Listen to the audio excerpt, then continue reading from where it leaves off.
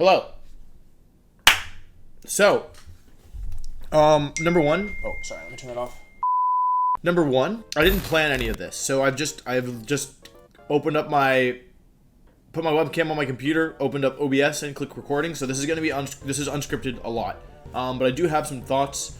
Basically, I think there was a number two, but I forgot. Basically, okay, so.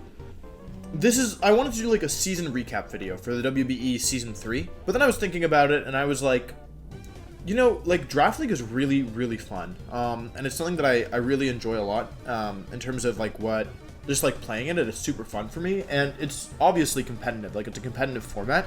However, because I think that you need, like, it's more difficult to play than like anything you can play on Showdown, like, than a lot of other metagames, because you can't just like open your computer or open your DS and play, because it requires like a dedicated group of people in order to play in Draft League.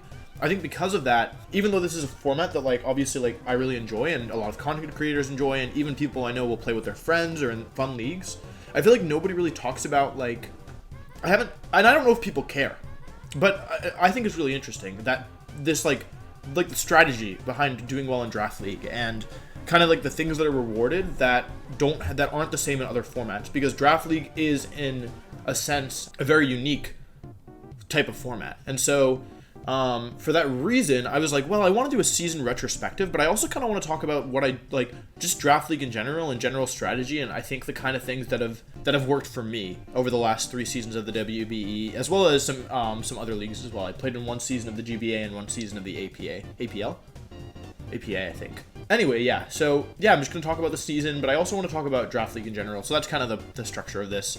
I believe Uzi is editing this. Thank you, Uzi. I apologize. Is this on backwards? No, this is on forwards. Do you guys like this shirt? It's from my Capella group. Mimo. Like, follow on Spotify. There's a back. I'm in a chair. I can't figure out how to turn around. Also, I'm bummed that I won't have a Draft League to play in until Sword and Shield. Like, I really miss it. Already. It's like been a week. But yeah, anyway, okay, let's talk about Draft League. So my plan was I wanted to go through the three this is season 1, this is my team, season 2, and then season 3 of the WBE. So I was planning on just kind of going through the drafts in general and kind of talking about, I mean, I'm just gonna do it. Okay, so when I look at Draft League, I think one of the first things that you have to consider, and one of the things that is the most important in a draft in Draft League is the draft. And like obviously it's kind of implied, right? However, when I say like the draft is really important, I don't just mean the Pokemon you draft. I mean like so each specific draft is unique in some way, because, you know, there's something that differentiates like one draft from another, whether it be like the specific tiering of Pokemon or specific rules. For example, in season 1 and season 2 of the WBE, you can see I had Flyinium Z here and I had Munium Z here. In these leagues, you had to draft your Z Crystal, which is kind of a big deal, right? Because in the last season of the WBE, you didn't have to draft your Z Crystal. So what does what that means is that certain Pokemon become stronger relative to other drafts, right? I had Mew in this draft, right? I had Munium and Mew in this draft, and if I had Mew in season 3, it would have been so much stronger because I could have run any Z Crystal and any Pokemon on my team. So that's one example. Another example is tiers. Tiers are a big one. When you go to a tier list and you're looking through it, there's 2 things that I like to look for. The first is, are there any Pokemon that are lower tier than I think they should be, right? So I remember when I was first looking at this one, I saw Snorlax was tier 3, and I thought that was crazy. I thought Snorlax was so good. That might not be correct, but that's just one example. And then the other thing is that the Megas. So this probably won't, I don't think this will apply in Sword and Shield because Megas are gone. Thank you. But for example, in these leagues, tier 2 Megas cost you 0 points and tier 3 Megas cost you 40, or gave you 40 points, but you lost points for choosing tier 1. And I believe in this league you had, I can't figure it out just by looking at it, but this is the first thing I do. The first thing I do after I've thought about the specific rules is I look at the points, because almost all draft leagues follow the same kind of format in terms of you have 5 or 6 Pokemon that you get to pick for like regularly, 6 Pokemon normally. 5 or 6 Pokemon that you get to take. It's normally 1 tier 1, 1 tier 2, 2 tier 3s, a tier 4, and a tier 5, and you get one more somewhere in there. I forget where, maybe 2 tier 2s. And then in addition to that, you get a Mega. And then in addition to that, you have normally 400 free points. And the free points you can use, and you can see the numbers up here, to get Pokemon. And so the first thing that I do is I look at combinations of the free points, because like combining that with your Mega makes a big difference. So that's actually what I did for the third season of the WBE, is I said, okay, I probably want, can I get 2 tier 1 and 2 tier 2 Pokemon, right? And it's easier to look at here. So like tier 1 was 180 and tier 2 was 120. So I was like, okay, in that case, I would have used 300 out of my 400 points, and I would have 100 left for 2 Pokemon, which would give me a tier 4 and a tier 5. So for example, in WBE Season 3, I had 2 tier 1, 2 tier 2, 1 each of the free picks, 2 tier 3, because that's what you start with, 2 tier 4 with the original tier 4, and then the one I used with my free points, and then a tier 5. And in order to do that, because I knew I wanted 2 tier 1s, I knew I needed a tier 2 Mega. The points were the same for WBE Season 3. I know that's kind of specific, but it is important, I think, to these leagues. And so, if you'll notice, in all 3 of the leagues, and granted, I didn't draft my team entirely in the first one. I remember I grabbed, like, Aromatisse, Ludicolo, Girder, and Sliggoo. And I may have grabbed another Pokemon here, like maybe I got Kingdra. I think I got Kingdra. But a lot of the Pokemon were already drafted when I took over. Yeah. So Mega Swampert was my Mega, which was tier 2. And this one, Mega Tyranitar was tier 2 in this one for some reason. So I got that one. And then obviously my Mega in this one was Mega Blastoise, who was tier 2 as well. So like that's not a coincidence. It was like I was like given how I thought that given how the tiers worked, I thought that was the most like efficient use of points, of free points, and it required a tier 2 Mega. So that's basically why I did that. So all this to say, I think like when you're going to Draft League, it's more than just what Pokemon do I want to use and what Pokemon are good. I think you also have to take a step back and think about like the overall structure of the draft. And structure of the draft is another thing. So in this league, I'm counting, I think looks like there was maybe 12 teams here, 4, 8, 12, yeah. Your placement in the draft I don't think it matters that much to victory, but it should influence your strategy, because in this draft there's only 12 people. So what that means is you can, let's say you're 4th, like you can be relatively sure by looking at the other people's drafts, like whether like you can be like, okay, let's say I want Amoonguss and Entei, right? Or let's say I want Tornadus and Ferrothorn, right? I can look at, like, if I'm 4th and it's going back up, so like there's the 3rd person, the 2nd person, the 1st person, the 1st person, the 2nd person, the 3rd person, so 6 people in between my current pick and my next pick. Sorry, I don't know if people are interested in this, but I'm talking about it anyway. What that means is that I can look at those 3 teams that have to pick, and let's say they all already have a poison type, or a steel type, right? Then I can say, okay, I want either Ferrothorn or Tornadus. All 3 of these guys already have a steel type. I think that maybe like I have a good chance that they're not going to take Ferrothorn, so I can be a little risky here, even though like let's say Ferrothorn is more important to me. But I can say there's like looking at their teams, Ferrothorn doesn't make sense in any of these, so I can like make an educated guess and say like, okay, I'm going to take Ferrothorn next pick. I'll take Tornadus now. That's something you can do in a smaller draft. However, in a bigger draft, I don't forget how many teams are here. I think it was 16. Oh, 16, yeah. So there was more here, so that gets harder. And in Season 3, we had like, what, 28 teams, I think? Yeah, 28 teams. So in the 3rd draft of the WBE, a lot of people were like, dang, I got sniped. Like people were talking about getting sniped, which means like their pick was taken from them. They'll pick the Pokemon they wanted before it got to their turn, before they could take it. And there was like a lot of talk during the draft about people being like, dang, I really wanted that Pokemon, like, dang.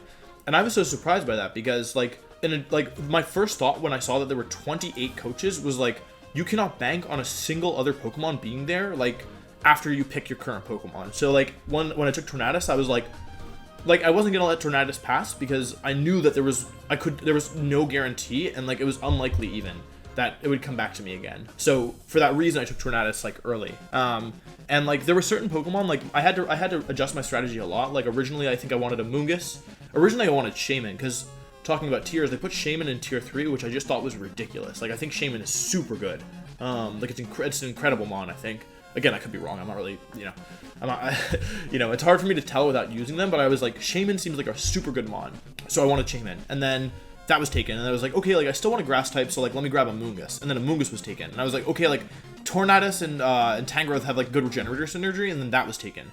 So, like, all three of those were like Pokemon that I had my eye on, but I wasn't like super upset when they were taken because like I just knew that I couldn't guarantee it, right? So I just at each point like I said, okay, I can't like plan ahead in this kind of draft because there's just so many coaches. So I'm just gonna take the best thing that I can do like right now, the Pokemon that benefit my team the most like right now.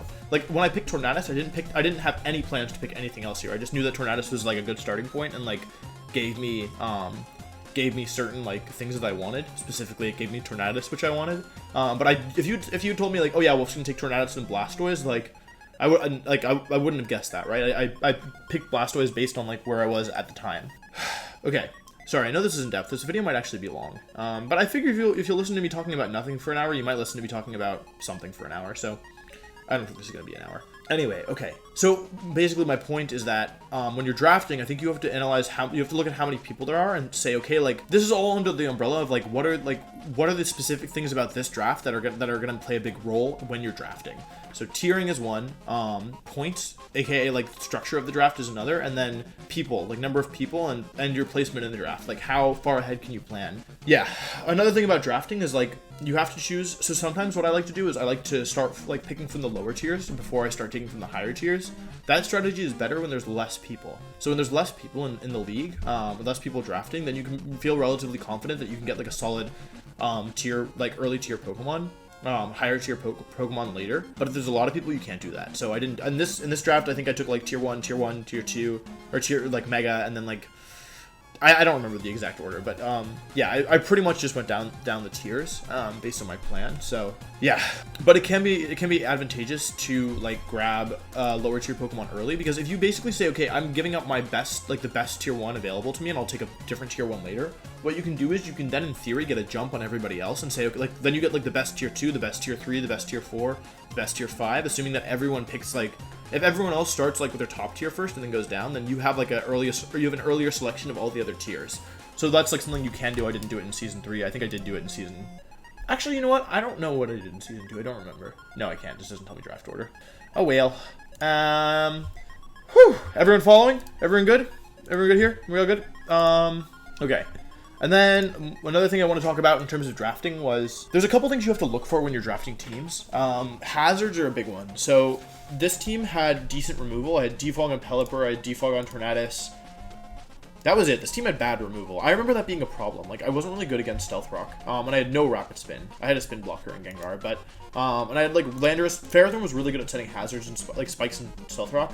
Like Swampert was. I did it a couple times, I think, but yeah, hazards are a big one. So normally I think hazard control is really important. Is as you'll see, like I kind of move forward, or like each season, like I prioritized it more. So like this one I had only Tornadus and Pelipper. This time I had Tornadus, Mew, Fortress. Fortress is a big one because it had Rapid Spin. Yeah. And then this one, obviously, I had 2 Rapid Spinners with an Exeggutor and Blastoise, and then 2 Defoggers and Tornadus and Mandibuzz. So yeah. So that's important. I also really like to have a poison type, a grounded poison type on my team. So we had Gengar here. We didn't have one here. So we had to be really careful with Toxic Spikes here. Having Fortress and Tornadus was pretty good, like, to help against that. But yeah, we were weak to Toxic Spikes there. And then here, obviously, I had Gengar again. So, grounded poison type. Setting hazards and removing hazards are important. Something that I think that this draft was kind of weak on was setting hazards. I only had Gigalith, Excadrill, and Golem. Ferrothorn is, you don't always need like a ton of Pokemon who are really good at it. Like you sometimes only need, I think either you want like multiple, I think ideally you want multiple Pokemon that can set up hazards, but it's okay sometimes just to have a really strong one like Ferrothorn, who's really good at setting hazards up. Landorus can do it, but really Ferrothorn's the best at it. And then like Mew was pretty good at it, but I also had Fortress and Tyranitar and Piloswine. This team was pretty good at setting rocks actually. Yeah, and I like to have multiple like entry hazards on my team. So I had Frostlass for spikes, I had Fortress for spikes and Toxic Spikes, and I had Araquanid for sticky webs, and then Stealth Rock I had Mew, Fortress, Piloswine, Tyranitar. So I think hazards are important, but I think I like this draft. I thought hazards were like crazy important, and I really prioritized like getting every kind of hazard on my team. And in the end, like I don't think they were. I think they're good, but like, so using my draft this time where I, set Toxic Spikes a couple times and like I used Stealth Rock when I could, but I don't think they're essential. I think that it depends on your type of team, but yeah, I really don't think they're essential. So Hazards, grounded poison type, and here's something I actually do want to talk about. I feel like everyone worries a lot about typing. Like I remember when I first drafted this team, people were like, he doesn't have a dragon type switch in, he doesn't have a fairy type on his team, he doesn't have a dragon type on his team.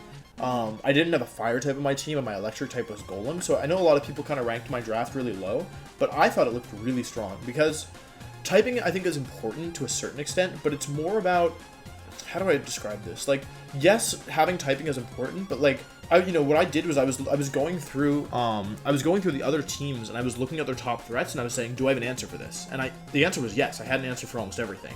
Like the really hard, like the really strong Pokemon, like Victini, like Pure and Black, I had Gigalith for. Really powerful fighting types, I had Duosion for. Like Mega Medicham, for example. And like, did I have some weaknesses? Yes. Like Zeraora was a really big problem. For example, like, the combination of electric and fighting with coverage beat pretty much everything on this team except for Weezing. Truth be told, especially with the speed on that thing. So Zeraora was one that I was definitely like underprepared for. But yeah, like there weren't that many Pokemon that I felt like I was really in trouble against, because I just had really solid bulky Pokemon, with Gigalith being, if I needed to, both physical or special walls, with like only a couple weaknesses with ground, water, and fighting, and then Mandibuzz also being a really solid wall, just there just like to be bulky. So I do think people get a little bit, like, I would always prioritize hazards over typing, as long as you don't have like big holes in your team's typing, and as long as you have answers to checks. So yeah.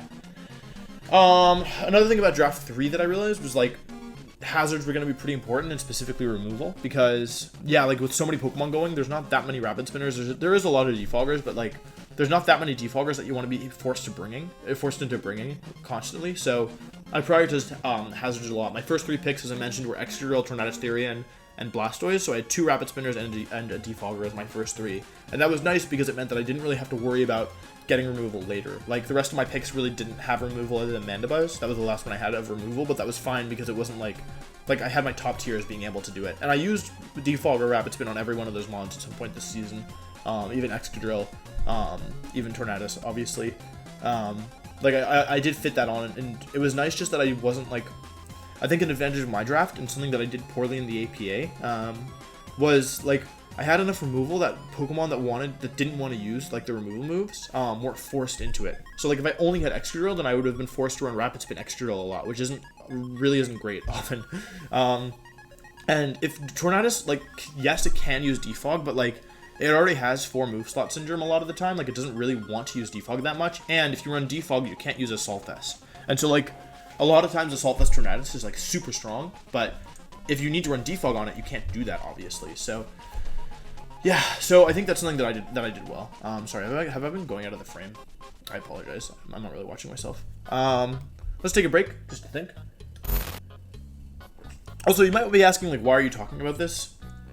That's a good question. I don't really know. I think it's interesting, and I'm competitive by nature, and I would, I don't think people look to me as a resource to getting better at Draft League, but I figure it doesn't hurt to make a video talking about my thoughts, because yeah, like I want people to get better at Pokemon, so I don't know. This is a type of Pokemon, and it's still interesting to think about, and I'm interested to hear everyone's thoughts as well, if there's like people who have different opinions or want to comment on what I've said. So, my voice is getting tired.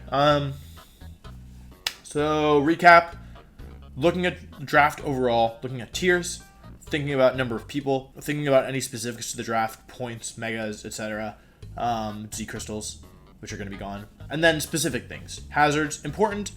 I would say hazard removal is important, but also I do want to acknowledge that like not every, like I have a specific style that I like, and I don't really deviate that much from the style. Like I like bulky offense. I really like bulky offense, but I think there's also ways, like Joey once told me that like, I forget exactly what he said, but I believe he said like oftentimes like he doesn't really draft removal, he just drafts a ton of hazards, which like forces his opponents to remove. Like and I think there's also more offensive teams like MB and Gator. Neither of them had great removal this season, but they made like second and like third, like tied, top 4. And I think that was probably because like if your team is offensive enough, or if you like are trying to set up for sweeps, or if your goals are different, like if you don't necessarily want to whittle people down over time, or if you like aren't concerned about drawn out battles, then I think you also don't necessarily need hazards. So this is just my style. I don't think the style is optimal necessarily. It's just the way that I like to play. It works best with my brain. So yeah, so that's disclaimer. This is all just like my thoughts, and it's I guess it's tailored to my playstyle because I don't really know how to play other ways. Well, that's not true. I can play other ways, but like this is the style that I prefer to play. Okay, so you might be asking, Wolf, did you win the WBE just because you're good at Pokemon 3 times? The answer is no. I actually had certain tactics that I employed that I don't think anyone picked up on, so I'm going to tell you about them now. So I'm going to be giving away some of my secrets, but I think that's okay because, yeah, like, it's fine. So something that I did, and I'll go through examples of each season, because I did this all 3 seasons, and I thought it was, like, a really good strategy. I would play in I would, like, intentionally throughout the regular season hide certain tech. And by that, I mean, like, and I would not only hide certain tech, but I would use Pokemon in a similar fashion all throughout the regular season. For example, season 1, I brought, like, similar Swamperts. I believe I didn't experiment that much with Tornadus. Yeah, those are the big ones. Mainly, let's talk about, we'll stick for Swampert with season 1, primarily because I don't really remember season 1 that well. I apologize. It was a while ago, like 2 years. So season 1, like, I would bring really similar Swamperts every week, and one thing that I never brought was Power Up Punch on my Swampert. Like, I never brought Power Up Punch, and I would always use Swampert, like, and sometimes I would bring Rest, sometimes I would bring Stealth Rock on it, but I never brought just, like, 8 turns Rain, like, sack Pelipper, get Swampert in, like, or, you know, just get Swampert in with like, Damp Rock Pelipper, and then just, like, Power Up Punch and try and sweep. I didn't do that a single time, and I used Pelipper, or Swampert defensively often, and I would never try to use it really as a sweeper. And so when playoffs came around, I believe I used it twice. The heck? There's like something weird on my blind. What is that? Ugh. It's like liquid, but I'm not gonna smell my finger. That's gross. I don't know what the heck that is. Ugh. But I'm really curious. If I wasn't filming, I would definitely smell my finger. Anyway, ugh, that was so gross. What is that? What even could it be? Is it like? I don't know. Anyway.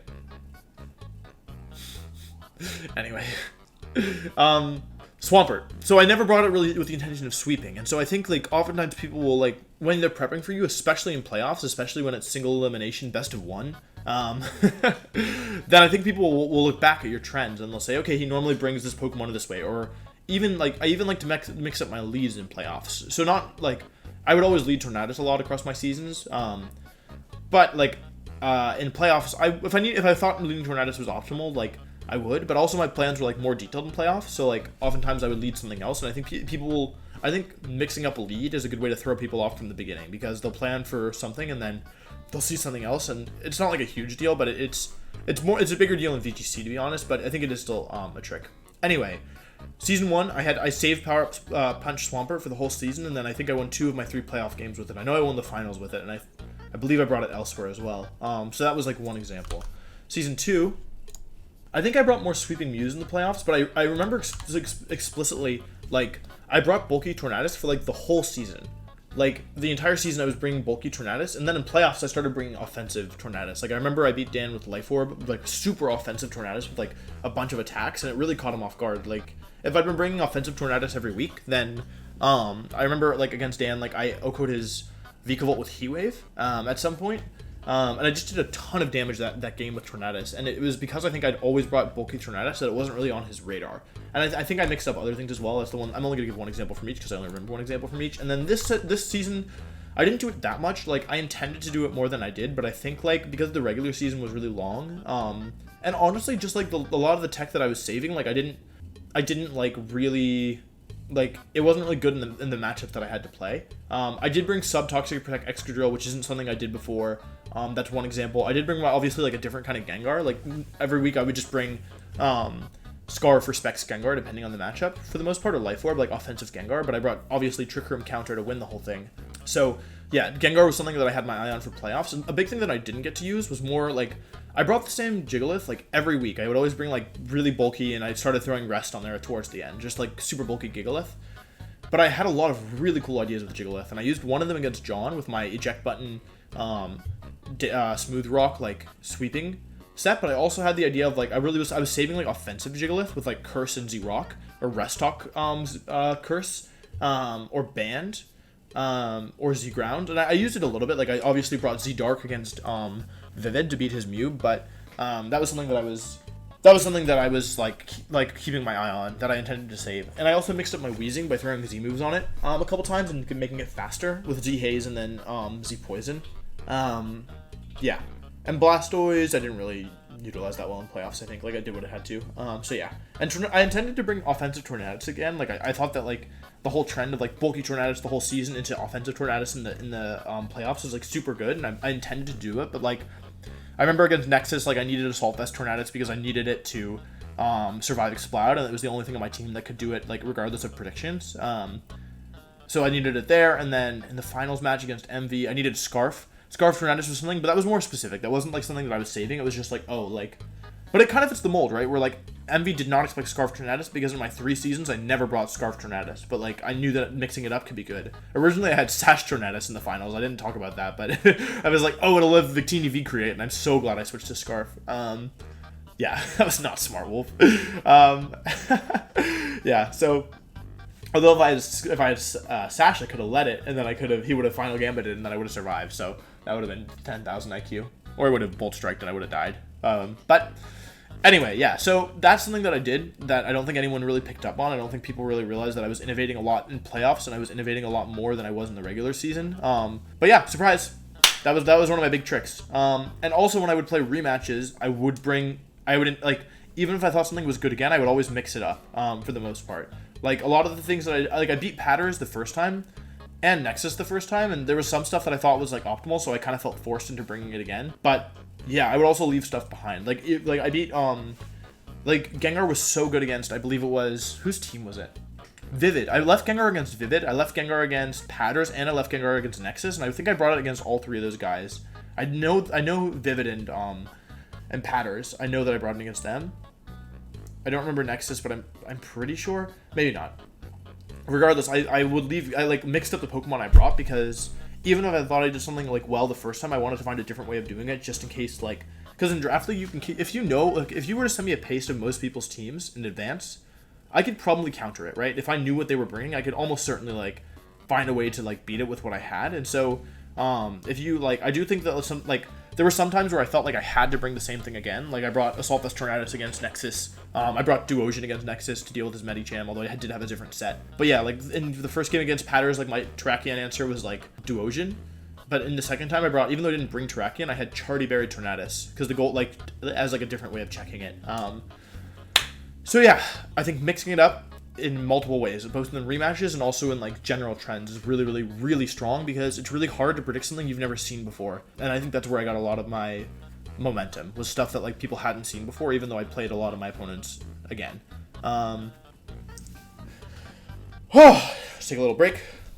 Oh man, I'm tired. It's hard. This is like, I actually have to think about this. I haven't, like, normally I just talk and I turn my brain off and I'm like, well, whatever comes out, but this time I'm actually thinking. I haven't made like an analytical video in a while, I realize. I hope you guys enjoy this kind of content. I know it's more serious for me than you're used to, but I think it's interesting, so I hope you guys enjoy it as well. I should go for a run, but not now. I should go for a run. I have a soccer game in like 2.5 hours, but I really don't feel like going. But like I missed last week, but I don't know anybody there, so like, you know, it's like really hard to show up when you don't know anybody, and I'm not that good at soccer. But also, like, they didn't have any subs last time. They didn't have any substitutes because both my roommate and I missed, and my roommate's not coming this time because he has to go see his sister. Sorry. Anyway, give me like 10 seconds. I feel like when I talk analytically, I talk in like a lower part of my voice, and now my voice hurts. My throat hurts. I've started doing voice lessons again because I want to get better at singing because my goal is to join a choir in DC. And I'm not good enough right now, but my voice teacher is really good, and I was like, this is awesome. She's really, really, really good at, like, she's great at, like, she's an incredible performer, and she's, like, a good teacher as well. But then she was such a good performer that she went to tour Europe for, like, a month. So now I don't have voice lessons. I think I'm recording well, I don't want to give it away. You guys might hear that story twice, so I feel like I want to tell somebody else that. Okay, we're back. Let me just look through one more time, see if there's anything else I missed. Oh, I did want to say I am the Ray Rizzo of the WBE. I'm the three-time winnist. I don't remember enough about season 1 and season 2 to talk about more than I really do. Okay, I'm gonna wrap up by talking about I want to talk about my specific team in the WBE, like this for season 3, because yes, like this is a draft league video in general, but I also want to talk about what I think the strengths and weaknesses of this team were. And I don't really want to go through my matches because I don't remember all of them off the top of my head. Yeah, I played 13 matches, 14 matches. I played 17 matches. Nexus, Patters, Vivid. Yeah, I played 17 matches this season, but I I don't remember most of them in depth enough for me to really talk about. Let's talk about this draft. So let's talk about most valuable and least valuable members. Golem was really bad, frankly. However, I stick with my decision to draft it. The other option was Pyroar, which would have been probably worse. And my team had nothing for Celesteela. My plan other than this for Celesteela was set Gravity with Jigglypuff, eject button something into Excadrill, and then start using Earthquake and like do that enough to win the game against like Celesteela teams. And we did end up, so we did have Celesteela in our division, so I was like, okay, yes, like Golem can like do this. Golem wasn't even that great of a check because obviously Celesteela could just run like Shed Shell, or it could have like a ground move, like Hidden Power Ground. I don't think it gets Earthquake for some reason, but even Heavy Slam chunks Golem. Sorry, that I don't know why I had the hiccups. that was a really like an uncomfortable hiccup. Anyway, thinking. Yeah, Golem I thought was pretty bad. I mean, it did do well against Dan. It forced him to bring Shed Shell, so like it wasn't totally terrible. But yeah, overall, like I brought it twice, I believe. Yeah, games played 2. I brought it twice. And like the first game it was terrible. I brought it against Joey. I got 6-0'd. It wasn't really Golem's fault, but Golem didn't help. Second game against Dan, it was pretty good. I don't regret having Golem on the team. There weren't that many things in Tier 5 that could like give me something against Celesteela, who is a Tier 1 and very scary Pokemon, and also a national champion. If we're being technical, it's multiple international champion, but regardless. So that was Golem. My next least brought Mom was Duosion. I think bringing your Tier 5 Pokemon 5 times is pretty good, to be honest. Like, you don't expect to, like, normally Tier 5 and even Tier 4, sometimes they're just Moms that get left behind. Oh, one more really interesting thing about the WBE Season 3 draft that I don't know if people really thought about, but, like, you only had 10 Pokemon. Normally you have 11 Pokemon. Normally you get one more extra Pokemon. I think it's an extra Tier 4, but it might be an extra Tier 2, but I think it's normally an extra Tier 4. But that extra slot, like, it makes a huge difference. Like, having 11 Pokemon, both to play against and to use on your own, makes it, like, it limits it a lot. Like, even a 1 Pokemon difference, having one less tool on your team, because I wanted Shuckle. I was like, I get Sticky Web as Shuckle. I want Shuckle on my team, but I chose Weezing instead, which was such a better decision. Like, Weezing was so much better for me, but, yeah, anyway, that was another thing that I forgot. Anyway, next up we had Duosion. Duosion was honestly super solid. It got 2 kills to 3 deaths. I feel happy with Duosion. It won me a couple games. It was really essential. I had nothing for Medicham. It beat Patters pretty much. Or it slowed down his Terrakion at least. Yeah, it was honestly like bringing it 5 times was pretty solid. It was really good against Vivid. For the most part, except when I misplayed it. I misplayed my Trick Room this season. I misplayed against Envy with Trick Room, and I misplayed against Vivid with Trick Room. But regardless, yeah, I don't think I used Duosion to its full potential. I think it had I think there was a couple people it could have swept with like Calm Mind, Acid Armor, Recover stuff. But overall, I feel like it was a really solid pick for Tier 5. I brought up 5 out of my 17 games. It got 2 kills and 3 deaths, but I don't think that really emphasizes its importance. And I also realized at some point that Regenerator was really strong with Tornadus, and at that point it was pretty late in the season. So yeah, it was, and I even brought Z-Move on it once. That didn't work, but I could have. But yes, so Duosion I thought was overall like really solid Mon, even though I didn't bring it that much. Our next most used Mon was, I believe, Virizion and Mandibuzz. So Virizion I thought was pretty solid. One of the things that I think my team did really well that I don't normally pay attention to, but actually ended up working out really well this season, was speed. Oh, okay, let's talk about speed in Draft League. So in Draft League, I think it's really, really good to have like a really wide range of speeds on your team, because it forces, like, so let's say you have like your team is dichotomous and it's either like all fast or all slow. The Pokemon of your opponents that are in the middle, like they only have to invest enough to outspeed the slowest things. And that often like isn't really like, that gives them like so many more extra EVs that they don't have to put into speed because like it's not really relevant for them. And so for that reason, it gives them so much more room to maneuver. However, if your team is really spread out, like you have some really fast stuff and then you have some slow stuff and you have like a pretty even distribution, then it makes it much harder for your opponents because like they probably always want to invest enough to like outspeed certain threats. So for example, like I brought timid max speed Blasters a couple times, and if people didn't respect that, then it could be really scary. And even if they didn't choose to respect it, like they had to think about it at least. They had to be like, okay, like do I want, like, if Blasters is max speed, does that outspeed me? Or is that, like, a problem? And oftentimes the answer is yes, right? Or, like, with Excadrill, there's another one. Virizion, obviously, like, there's a lot of Pokemon that, like, have to invest a lot of speed to outspeed Virizion. It's just, like, this team is really well distributed. Anyway, Virizion, I brought it 8 times out of 17 games. It's just under 50%. I honestly thought it was pretty solid. That's another mon that I had ideas for that I didn't really make use of. I brought pretty much Swords Dance offensive every time. I think I brought Scarf once. I really wanted to use Calm Mind in it. I thought the Calm Mind Giga Drain, Calm Mind Z-Move, Calm Mind... I had a couple other ideas for it, like speed boosting. Like, I wanted to bring, like, Swords Dance and then, like, a speed boosting move, like Z Sunny Day or something. Z Rain Dance. I don't think it gets Rain Dance. Maybe it does. Anyway, Virizion I thought that I didn't utilize to its full potential, but I thought that it did a really good job of... it was just a solid mon overall. Like, it was offensive, it had really good speed. It did work for me. I got 7 kills to 3 deaths, which is honestly pretty good. Yeah, and it was a grass type, and I knew I wanted a grass type. I knew that was important at my team, and it also gave me fighting type coverage. It was a Pokemon that I feel like people had to respect, and yeah, I feel like I didn't bring it as much as I should have. Like, there were a couple opponents who I thought that if I brought Virizion, like, I could just win the game, but I expected them to respect it more, but they didn't. But yeah, Virizion kind of suffered this season, I think, because I had so many other good Pokemon on my team that, like, it was kind of like the 7th man a lot, the 7th mon a lot, where it got left behind. Next up, okay, Mandibuzz. So Mandibuzz really, really underperformed and surprised me by doing so, because I thought Mandibuzz was going to be the glue to this team. I thought Mandibuzz was going to hold this team together. I never experimented with Mandibuzz. I never did anything cool with it. I never did Scarf. I never did Nasty Plot. I was thinking about bringing Nasty Plot against Joey, but I never did. I never really did anything cool with it. I never used Weak Armor. I used Overcoat every time. I never used Big Pecs. I think I really underutilized Mandibuzz. It did okay. It brought 2 kills to 5 deaths. That doesn't really show the importance of Mandibuzz. It wasn't there to get kills. It was there to be a sponge. And I think there were some times where Mandibuzz was useful and, like, maybe even needed.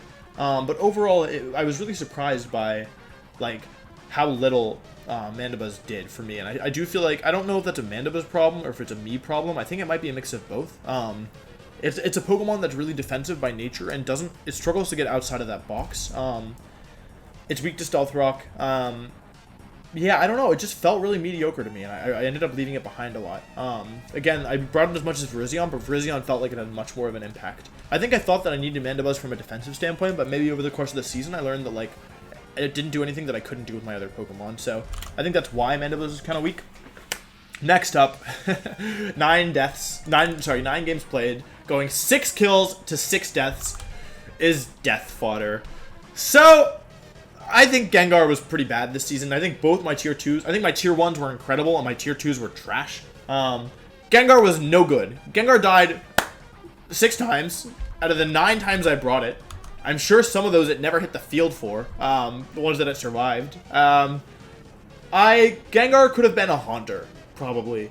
Nah, okay, Gengar in theory was good. I think that Gengar is not a Pokemon that I'm great at using, and I don't think it fit this team especially well. I'm glad I had a grounded poison type. It was good in theory a lot, and I just never brought it really much in practice. Gengar being OHKO'd by every Pursuit user makes it really difficult to use. Like, honestly. It's really hard to use Gengar when a lot of teams carry Pursuit, which is something I never thought about. I never considered Pursuit when I'm building. Like, what, you know, you just beat, if you don't need Pursuit to build a lot of these, to beat a lot of these Pokemon. Gengar's another mon that I had a lot of cool ideas for that I never used. I meant to use Sub-Disable at some point. I wanted to use Will-O-Wisp more. I wanted to use Reflect type. I love Reflect type. I've never brought it on Gengar in my 2 seasons using it. I just think that I'm not great at using Gengar. I don't know how much of it is Gengar's fault versus how much of it is my fault. It's an amazing offensive tool, but, like, it's just so hard for me to use, and I don't know why. Yeah, Gengar just was very good at dying. I should have just brought Destiny Bond on it every week, honestly. That would have been good. Oh, I wanted to use Memento Wheezing at some point. I thought Memento Wheezing into, like, getting Excadrill set up could be really good. I also wanted to bring Eject Button Jigglypuff at some point. I thought that could be cool. These are just ideas that I had, like, that I was sitting on. Anyway, okay, that was 9. Let's see, do we have any 10s? I don't see any 10s. The 11s. These guys were stellar. These guys were amazing. I'm actually surprised that I didn't bring them more, although 11 out of 17 is pretty good. We have Weezing, who managed to get... Weezing managed to get as many kills as Gengar did in only 2 more games. So Weezing got as many kills as Gengar. Weezing, my tier 4, who was going to be Shuckle, and I forgot. Then I was like, oh, Weezing is better because it gives me Toxic Spikes.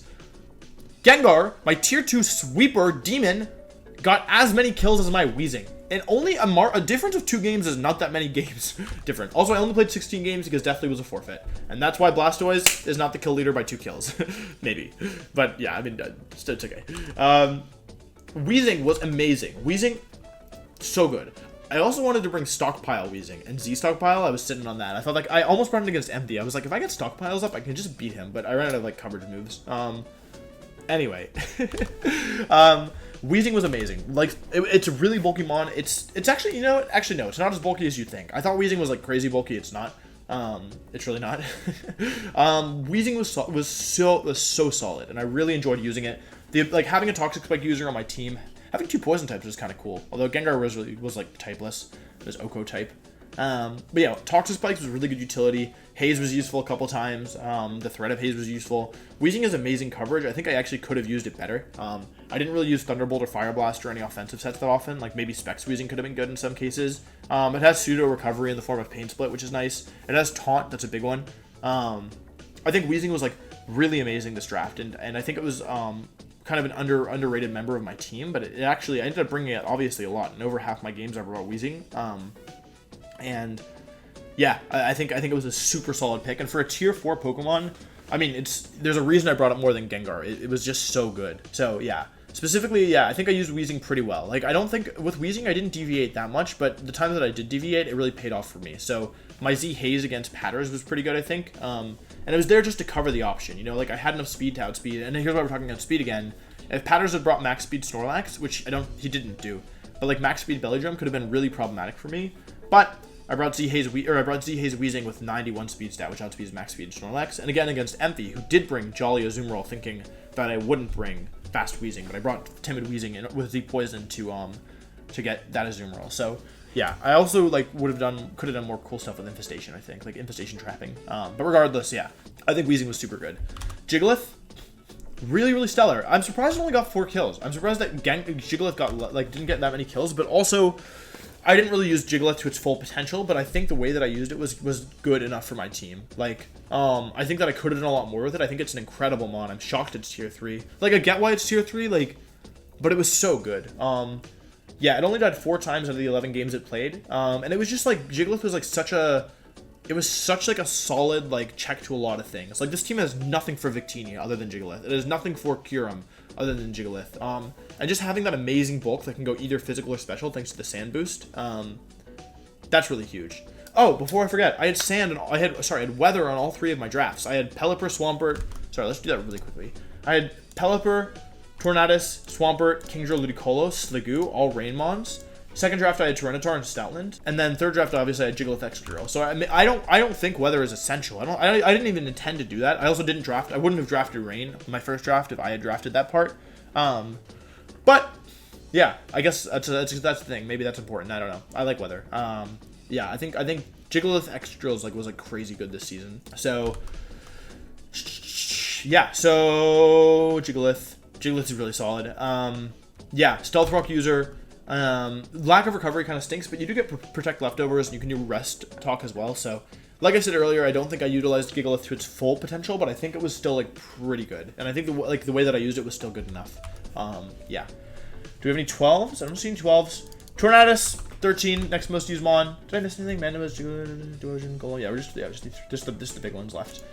Tornadus, I don't really need to talk about this thing. It's incredible. It's such a good Pokemon. I love it. I'm really sad that it's probably not going to be in Sword and Shield. I think I'll be having a lot harder time in Draft League without it. I love it to death. I think it's an incredible Pokemon. It's so fast. Regenerator is an amazing ability. I love the ability. Yeah, I just love Tornadus. I think it's my favorite Pokemon to use in Draft League. He hits Hurricanes for me, which is awesome. Good coverage. He can be offensive. He can be defensive. I primarily went defensive this season, though I did bring offensive a couple times. Open Z move, you can have 100% accurate Z Hurricane, which is really scary. Just a great Pokemon and a good friend. So, yeah, I can only say good things about Tornadus. And you know, maybe this season I didn't use all of the cool sets that I could have, but he did a good job. And he didn't wear a Focus Sash very often. Blastoise, I think I way outperformed, I think, everyone's expectations, including mine. Going 27 kills and 3 deaths in 14 games is ridiculous for a tier 2 Mega that cannot boost its speed. And has a base speed of what, 78? Yeah. 78 base speed, and this thing got 27 kills. I don't know how. I really don't. Blastoise is awesome. I intend to just use it as like a defensive, bulky, like switch it in once or switch it in late game when things are weak. Put pressure on with its great coverage. Blastoise basically is triple stab with water, dark, and fighting with Dark Pulse and Aura Sphere. In addition to ice coverage, in addition to priority and Aqua Jet. You wouldn't think is very strong. I mean, you guys saw Blastoise this season. Blastoise got so many kills. And maybe I'll ask, hey Uzi, do you want to make a montage of every KO Blastoise got? And can we get a montage of every time Blastoise got a KO and every time Gengar died? I think I'd like that. But yeah. Anyway, yeah, Blastoise was just incredible. I mean, I don't really know what I did with Blastoise that set it apart from how other people have used it. I don't know why I got so many kills with it.